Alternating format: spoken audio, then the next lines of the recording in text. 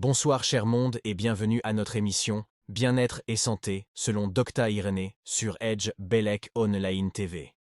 Je suis Mvog Mbi, l'IA assistant de la Docta. Dans ce premier volet, ma collègue Xamira vous donnera un conseil utile lors des crises d'épilepsie. Alors, restez scotchés et suivez attentivement. Merci. Coucou, salut à toi. Aujourd'hui, je dois te parler des précautions à prendre durant une crise épileptique. Comme je vous dis souvent, le problème, ce n'est pas la crise épileptique, mais les conséquences qui en découlent d'une crise épileptique. Quand un patient fait une crise épileptique, on pouvait voir, le patient là, il fait une crise généralisée, dit encore grand mal. Première chose à faire, gardez votre calme, ça c'est très important. Deuxième chose à faire, mettez le patient sur une position de sécurité. Alors, la position de sécurité est très importante parce que quand le patient il fait la crise, il peut vomir et s'il vomit, le contenu de l'estomac peut finir dans les poumons et ça peut créer une pneumonie ou une insuffisance respiratoire.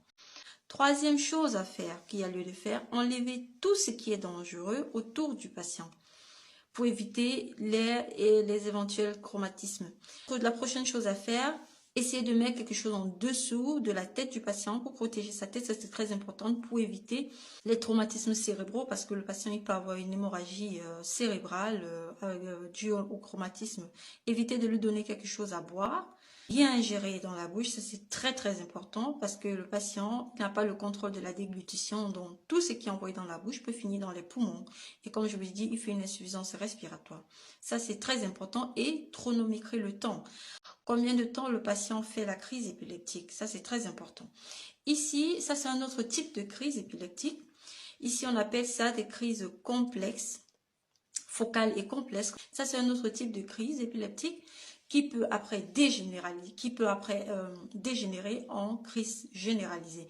Alors, même chose à faire, malgré le fait que la patiente soit éveillée, comme je vous le dis, elle n'est pas consciente en fait. Chronométrer la durée de la crise, ça c'est très important, parce que durant une crise dure 1 à 2 minutes maximum, mais si elle dure plus de 5 minutes, je vous en supplie, appeler les urgences parce que le patient il peut entrer dans un état ce qu'on appelle coma, une sorte de coma, c'est un état épileptique en fait. Le patient entre dans le coma. Si le patient il a des difficultés respiratoires, appelez les urgences, ça c'est aussi très important.